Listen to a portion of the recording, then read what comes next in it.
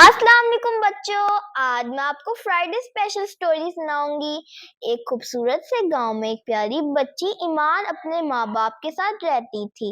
ईमान हमेशा सुर्ख शलवार कमीज और उसी रंग का दुपट्टा पहनती थी। वो नर्म दिल, अच्छी बातें और इस्लाम से मोहब्बत करने वाली बच्ची थी।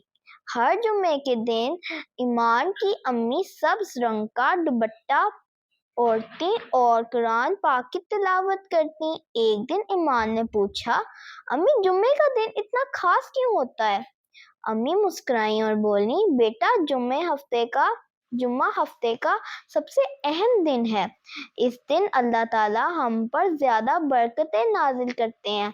अगर हम नमाज पढ़ें, दूसरों की मदद करें और नेक काम करें तो अल्लाह हमें बहुत ज्यादा अजर देता है।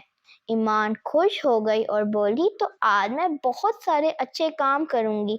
उसने अम्मी के साथ सफाई में मदद की, एक बूढ़ी पड़ोसन को खाना दिया और अपनी सुर्ख शलवार कमीज पहनकर साफ सुथरी हो गई।